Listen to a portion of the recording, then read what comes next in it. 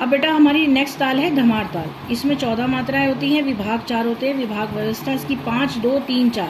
बेटा one word के question में कई बार ऐसा आ जाता है कि धमार ताल की विभाग व्यवस्था बताइए, तो कई बार लिखा होता है 2, 3, 4, 5। तो बच्चा बड़ा कंफ्यूज हो जाता है कि शायद 2, 3, 4, 5 होगा या फिर 5, 4, 3, 2 होगा, लेकिन इसमें है 5 पहले आएगा, फिर 2, 3, 4। तो इस चीज़ का ज़रा ध्यान रखना। सम पहली मात्रा पर, ताली छठी और 11वीं मात्रा पर, खाली 8वीं मात्रा पर। फिर विशेषताएं इसकी, यह ताल धमार गायन शैली के साथ ही बजाई जाती है। ये अकेली मतलब ये ऐसी ताल है जो सिर्फ धमार के साथ ही गाई जाएगी, धमार के साथ ही इसके ताल लगेगी। यह शास्त्रीय संगीत की ताल है। इस ताल को पखावज पर खुले बोलों में बजाया जाता है। ठीक है, आजकल इसे तबले पर भी बजाया जाता है। इसकी ठा एक गुण है। इसमें 14 मात्राएं लिखेंगे। क धी ट धा आ ग ती ट ता आ। ठीक है, अब इसमें 5 मात्रा का विभाग था, फिर 2 का विभाग था, फिर 3 का था, फिर 4 का था। ठीक है, ये बोल आपको याद करने हैं। क धी ट धा आ ग ती ट ता आ।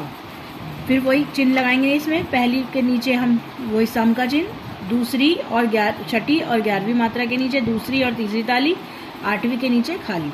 अब इसकी दुगुन बनाने के लिए हम पहले जो आवर्तन है उसको हम दुगुन में लिख लेंगे, यानी 2 आवर्तन लिखेंगे हम इसमें।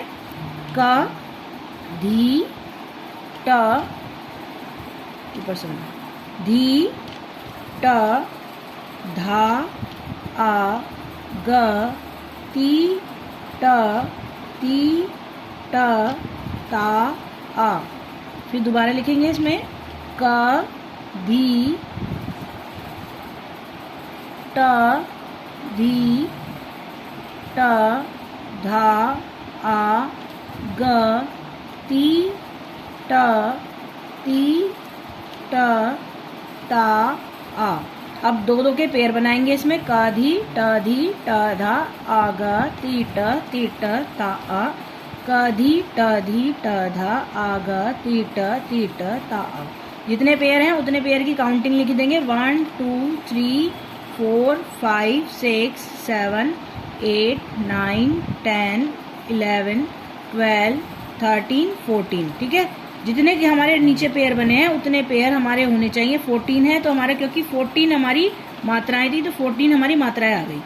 अब हमारी विभाग व्यवस्था थी 5, 2, 3, 4। तो 5 के बाद 1, 2, 3, 4, 5, 5 के बाद विभाग, फिर 1, 2 के बाद विभाग, फिर 1, 2, 3 के बाद विभाग, फिर 1, 2, 3, 4। ठीक है, 1 के नीचे वही सम का चिन्ह, 6 के नीचे दूसरी ताली, 8 के नीचे खाली और 11 के नीचे तीसरी ताली।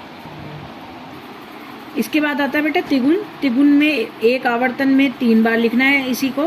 तो क धी ट धा आ ग ती ट ता आ, एक आवर्तन हो गया। फिर क धी ट धा आ ग ती ट ता आ, दूसरा आवर्तन हो गया। फिर क धी ट धा आ ग ती ट ता आ, तीसरा आवर्तन हो गया।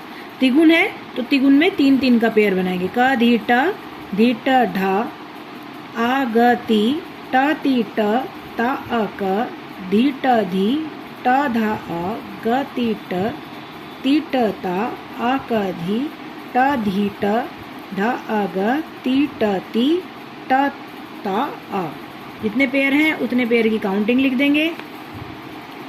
आपके पेयर 14 आने चाहिए क्योंकि आपकी मात्राएं जो हैं वो 14 हैं। 11, 12, 13, 14, 14 आ गई। अब हमारे चिन्ह लगेंगे। 5 के बाद विभाग था, 5वीं मात्रा के बाद, फिर 2 के बाद विभाग था, यानी 1, 2 मात्रा के बाद विभाग था, फिर तीसरी मात्रा के बाद यानी 1, 2, 3, 8, 9, 10 के बाद विभाग था। पहली के नीचे हम सम का चिन्ह, छठी के नीचे दूसरी ताली, 8वीं के नीचे खाली और 11वीं के नीचे हम तीसरी ताली। हम चौगुन बनाएंगे। चौगुन में वही 4 बार लिखेंगे और 4 के पेयर बनाएंगे। क धी ट धा आ ग ती ट ता आ क धी ट धा आ ग ती ट ता आ।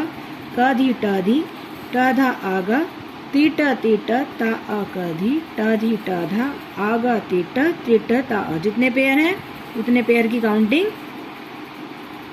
5, 6, 7, 8, 9, 10, 11, 12, 13, 14। जितने पेयर में उन्होंने विभाग व्यवस्था बना रखी है 5 2 3 4, तो 5 2 3 और 4, 1 के नीचे सम का चिन्ह, 6 के नीचे दूसरी ताली, 8 के नीचे खाली और 11 के नीचे तीसरी ताली। ठीक है, तो ये हमारी चौगुन बन गई। बेटा ये क्वेश्चन बिल्कुल भी छोड़ के नहीं आने हैं, अपने आप करके आना है। अगर आपसे पूछा जाए कि सिर्फ ताल की ठा लिखनी है और तिगुन लिखनी है, तो सिर्फ ताल की ठा लिखो और तिगुन लिखो, जरूरी नहीं है आपको सारा लिखना है। अगर जितना पूछा जाए आप उतना आप जवाब देना। दुगुन तिगुन चौगुन लिखना है तो दुगुन तिगुन चौगुन लिखी आइए। ठीक है।